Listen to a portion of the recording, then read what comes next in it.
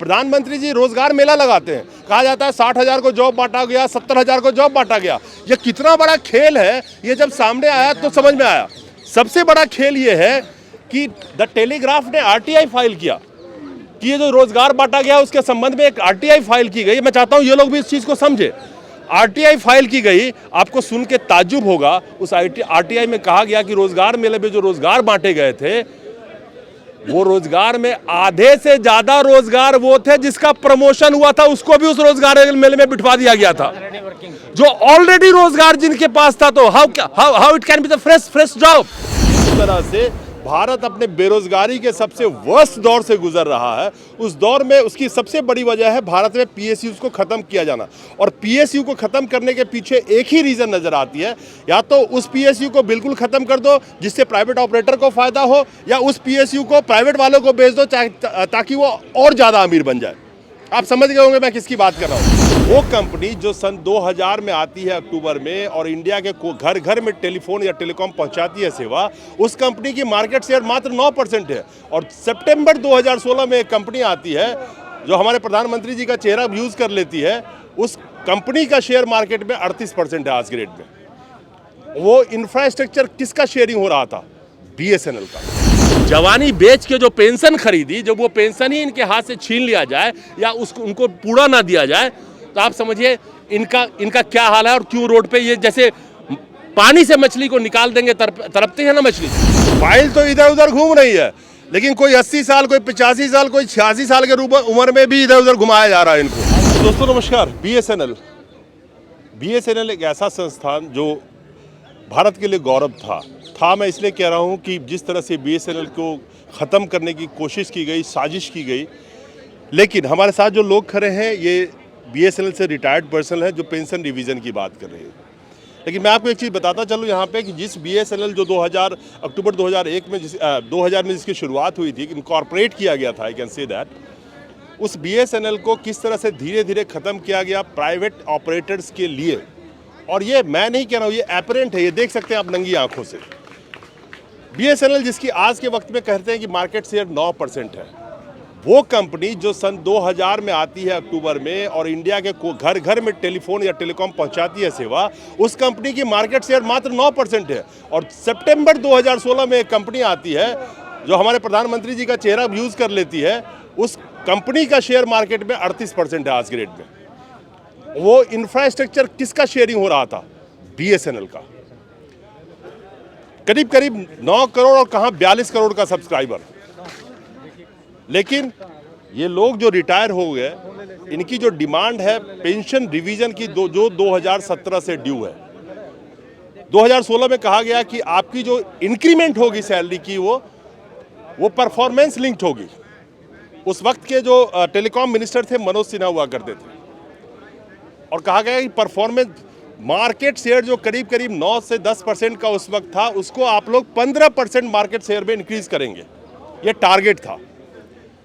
अब आप समझिए जो बीएसएनएल के पास में ना 4G की उस वक्त में उनको स्पेक्ट्रम दी गई, ना उनको कोई ऐसी सुविधा दी गई, लेकिन इनके एम्प्लॉय से कहा गया कि आपकी सैलरी परफॉर्मेंस पे लिंक होगी। परफॉर्म तो कोई तभी करेगा ना कोई एम्प्लॉय जब उसके पास सारे चीज़ें अवेलेबल होगी परफॉर्म करने के लिए। टारगेट तो दे दिया, लेकिन सुविधा जो चाहिए था परफॉर्म करने के लिए, यानी कि कंपनी को जो चीज़ से लैस होना चाहिए था, जैसे 4G की हम बात कर ले, वो चीज़ें इनको नहीं दी गई उस वक्त में। आप लोग कहाँ से आए? हिसार से। हिसार से आए? हिसार हरियाणा। पेंशन डिवीजन की डिमांड कर रहे हैं आप लोग। 2017 से ये ड्यू है जैसा मैं देख रहा था, ठीक है ना। जहाँ तक मैं पढ़ रहा था, जो गवर्नमेंट की तरफ से अलग अलग स्टेटमेंट आए हुए हैं कि बीएसएनएल लगातार घाटे में चल रही है। वो कंपनी घाटे में चल रही है जो टेलीकॉम भारत में सबके घर घर तक पहुँचाई है, और वो कंपनी बहुत फायदे में चल रही है जो 2016 में आती है और दमादम तो अब सितंबर के बाद पूछो मत 42 करोड़ सब्सक्राइबर से ज़्यादा गेन कर लेती है, और आप बीएसएनएल वाले 9 करोड़ पे टिके रह जाते हैं। आखिर जो पेंशन डिवीजन है वो तो सारा खेल पैसे का है। जो हम अगर खुल के बात करें तो वो कहते हैं घाटे में चल रही है, पेंशन डिवीजन कैसे करें? देखिए, जब बीएसएनएल बनाया गया था उस वक्त भारत सरकार ने ये आश्वासन दिया था कि जब जब जो डीओटी से बीएसएनएल में पेंशनर आए हैं, जब केंद्र सरकार के पेंशनर की पेंशन रिवाइज होगी उसी वक्त या जब भी बीएसएनएल पेंशनर की पेंशन ड्यू होगी हम रिवाइज करेंगे सेंट्रल पैटर्न पे। लेकिन उसके बाद आज हम देख रहे हैं कि वो वादे भुला दिए गए। एक 17 से लेकर अब तक 6.5 साल का अरसा बीत चुका है, लेकिन फाइल जो है इधर उधर घूम रही है। पेंशन रिवीजन का कहीं कोई नाम नहीं है। ये एक मिनट, फाइल तो इधर उधर घूम रही है, लेकिन कोई 80 साल, कोई 85 साल, कोई 86 साल के उम्र में भी इधर उधर घुमाया जा रहा है इनको। ये बड़ी दुख की बात है। हाँ। हमारे हजारों साथी बगैर पेंशन रिवीजन देखे भगवान को प्यारे हो गए हैं। उन्होंने पेंशन रिवीजन नहीं देखा। ये पहली बार नहीं है कि हम धरने प्रदर्शन कर रहे हैं। हम 2017 से ही भारत सरकार से मांग कर रहे हैं कि हमें न्याय चाहिए, हमारा पेंशन रिवीजन करो, लेकिन केंद्र सरकार हमारी बात को नहीं सुन रही है।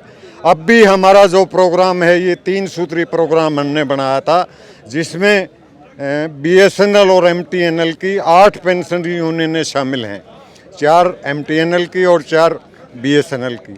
हमने 3 सूत्री प्रोग्राम बनाया था, जिसमें 6 जुलाई को हमने पूरे देश के अंदर ब्लैक डे, काला दिवस मनाया। 31 जुलाई को जो केंद्र सरकार के पेंशन ऑफिस होते हैं स्टेट लेवल पे, वहाँ पे हमने प्रदर्शन किया, धरना किया पूरे दिन के लिए।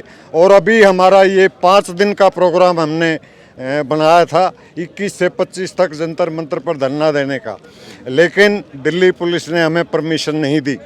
2 दिन की परमिशन दी गई, 2 दिन के बाद 1 दिन और कम कर दिया। आज हमने, कल हमारा यहाँ जंतर मंतर पे धरना था, आज हमने संचार भवन के सामने जहाँ संचार मंत्री बैठते हैं वहाँ पे प्रदर्शन करना था और संचार मंत्री को ज्ञापन देना था, लेकिन वहाँ भी पुलिस ने हमारा प्रोग्राम नहीं होने दिया। मजबूर होकर के हमें यहाँ आना पड़ा है। और हम ये कह देना चाहते हैं केंद्र सरकार से कि जब तक हमारी पेंशन रिवीजन की मांग पूरी नहीं होती, ये धरने प्रदर्शन पूरे देश के अंदर चलते रहेंगे, हम चैन से नहीं बैठेंगे। ये हमारे साथ सबसे बड़ा अन्याय केंद्र सरकार कर रही है। और वो वादे भुला दिए गए कि जब जब आपकी पेंशन ड्यू होगी आपकी पेंशन रिवाइज करेंगे। आज क्या है, बीएसएनएल के घाटे से हमें जोड़ा जा रहा है, जबकि पेंशनर को केंद्र सरकार पेंशन देती है। बीएसएनएल का क्या लेना देना है पेंशन? वो सिर्फ सैलरी देते हैं वर्किंग एम्प्लॉइज को। नहीं, पेंशन तो आपने कंट्रीब्यूट जो किया भी तो होगा ना, आप ही के पैसे हैं ना, आपके कंट्रिब्यूशन है वो। हम कोई भीख नहीं मांग रहे हैं। और आपके कंट्रीब्यूशन पे जो इंटरेस्ट कमाया होगा उन्होंने वो अलग कमाया होगा। जी, मैक्सिमम पे स्केल पे, एक्चुअल पे नहीं, मैक्सिमम पे स्केल जहाँ पे खत्म होता है एम्प्लॉइज का, उसके ऊपर हमने बीएसएनएल को कंट्रीब्यूशन दिया है, न सॉरी डीओटी को। लेकिन उसके बावजूद भी हमारे साथ ये न्याय किया जा रहा है पेंशन रिवाइज ना करके। देखिए, मैं इस पूरे जो प्रकरण चल रहा है बीएसएनएल का, मैं पूरा एक चीज़ बड़ी जिम्मेदारी के साथ कहना चाहता हूं कि जिस तरह से भारत अपने बेरोजगारी के सबसे वर्स्ट दौर से गुजर रहा है, उस दौर में उसकी सबसे बड़ी वजह है भारत में पीएसयूज़ को ख़त्म किया जाना। और पीएसयू को ख़त्म करने के पीछे एक ही रीज़न नज़र आती है, या तो उस पीएसयू को बिल्कुल ख़त्म कर दो जिससे प्राइवेट ऑपरेटर को फ़ायदा हो, या उस पीएसयू को प्राइवेट वालों को बेच दो ताकि वो और ज़्यादा अमीर बन जाए। आप समझ गए होंगे मैं किसकी बात कर रहा हूँ। लेकिन सबसे बड़ी बात है, एक बहुत चौंकाने वाला चीज़ मैं देख रहा था, जो मुझे आपको लगा कि आपको समझना चाहिए। एज ए भारत 64% भारत में युवा है, उनको समझना चाहिए। प्रधानमंत्री जी रोजगार मेला लगाते हैं, कहा जाता है 60,000 को जॉब बांटा गया, 70,000 को जॉब बांटा गया। ये कितना बड़ा खेल है, ये जब सामने आया तो समझ में आया। सबसे बड़ा खेल ये है कि द टेलीग्राफ ने आरटीआई फाइल किया कि ये जो रोजगार बांटा गया उसके संबंध में एक आरटीआई फाइल की गई। मैं चाहता हूँ ये लोग भी इस चीज़ को समझे। आरटीआई फाइल की गई, आपको सुन के ताज्जुब होगा। उस आरटीआई में कहा गया कि रोजगार मेले में जो रोजगार बांटे गए थे, वो रोजगार में आधे से ज्यादा रोजगार वो थे जिसका प्रमोशन हुआ था, उसको भी उस रोजगार मेले में बिठवा दिया गया था। जो ऑलरेडी रोजगार जिनके पास था, तो how it can be the fresh job. जो रोजगार कर रहे थे उसको आपने रोजगार मेले के बीच में बिठा दिया, और जब उसका जो प्रमोशन का चीजें मिलना था उसको जो प्रमोशन का चीजें मिलना था उसको, वो प्रमोशन की जगह पे उसको दिखा दिया गया कि इसको रोजगार नया दिया जा रहा है। ये रोजगार मेला का खेल है। अगर मैं नाम वाइज बताऊं, Indian institute of science education and research, 15 new appointment दिए गए और उसके अंदर में 21 जो बैठे हुए थे उनका प्रमोशन होना था, उसका प्रमोशन का लेटर मिलना था, उसको न्यू रोजगार में गिनवा दिया गया। किसी को पता चला? मौलाना आजाद नेशनल यूनिवर्सिटी के अंदर में, मौलाना आजाद नेशनल उर्दू यूनिवर्सिटी के अंदर में 38 लोगों को बिठाया गया था, जिसमें से 20 जो थे वो प्रमोशन वाले बैठे थे और 18 जो थे उनका फ्रेश अपॉइंटमेंट था। यानी कि कितना बड़ा गोलमाल है इस रोजगार मेले में, जो जनता को दिखाया जाता है कि लोगों को रोजगार हम बांट रहे हैं। ये तो मुझे समझ में नहीं आता, रोजगार मेला लगा के खैरात में जैसे बट रहा हो। किसी बंदे ने पढ़ाई करी, पीएचडी किया, एमएससी किया, कंपटीशन से उसको नौकरी मिली और उसको रोजगार दिया जाता है कि हम तुम पे एहसान कर रहे हैं रोजगार देके।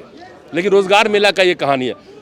ये बीएसएनएल से खड़े हैं, बुजुर्ग लोग हैं, अपने पेंशन के लिए आवाज लगा रहे हैं। इन्होंने जीवन भर अपनी जवानी जो बेची थी वो ये सोच के बेची थी कि एक चीज खरीद रहा हूं, बुढ़ापे का पेंशन। उस पेंशन के बदौलत बहुत सारे ऐसे लोग होंगे जिनके बच्चे ना, अगर उनके साथ नहीं भी रह रहे होंगे तो मजबूरी होगी कहीं बाहर काम कर रहे होंगे, तो फाइनेंशियली जो 30, 40 साल, 50 साल काम किया, फाइनेंशियली तो अपने पांव पे रहते, अपनी दवा दारू तो खुद करा सकते थे, कम से कम किसी के मोहताज तो नहीं होते, किसी के आगे हाथ तो नहीं फैलाते। पेंशन का मतलब ये था। सरकारी नौकरी जब लोग करते हैं और करते रहे हैं, सबसे बड़ी जो सरकारी नौकरी का फैक्ट होता है वो तो होता है कि रिटायरमेंट के बाद, यानी कि बुढ़ापे में फाइनेंशियली इंडिपेंडेंस, यानी कि मैं फाइनेंशियली सक्षम हूं अपने खर्चे उठाने को। जब वो जवानी बेच के जो पेंशन खरीदी, जब वो पेंशन ही इनके हाथ से छीन लिया जाए या उसको उनको पूरा ना दिया जाए, तो आप समझिए इनका क्या हाल है। और क्यों रोड पे ये जैसे पानी से मछली को निकाल देंगे तड़पते हैं ना मछली, वैसे ही ये लोग तड़प रहे हैं। और आज से नहीं तड़प रहे हैं, जब से रिटायर हुए तब से ये तड़प ही रहे। लेकिन नेताजी मंत्री जी का पेंशन में कभी कोई लगूना देखा? कभी कोई दिक्कत देखी है? कभी सुना है मंत्री जी नेताजी पेंशन के लिए रोड पे उतरे? कभी नहीं सुनेंगे आप। मुद्दा सिर्फ इतना है कि सिर्फ आम जनता की जो चीजें हैं उसके साथ छेड़छाड़ और खिलवाड़ किया जाता है, ताकि अब ये जिए कैसे, और इनको इतना मोहताज कर दो कि ये जिंदा रहने को ही विकास समझने लगे। यही मैं कह सकता हूँ। बड़ी शर्म की बात है कि हमारे देश के बुजुर्ग जो मान सम्मान, जो हमारी संस्कृति कहती है, उसके हकदार हैं, लेकिन जिस उम्र में इनको घर में बैठ के नाती पोते बच्चे के साथ खेलना और खिलाना चाहिए था और घूमना चाहिए था, ये जंतर मंतर पे घूम रहे हैं, अपने पेंशन की आवाज़ लगा रहे हैं। ये है हमारा न्यू इंडिया। मुबारक हो आपको न्यू इंडिया। भारत सरकार मुर्दाबाद।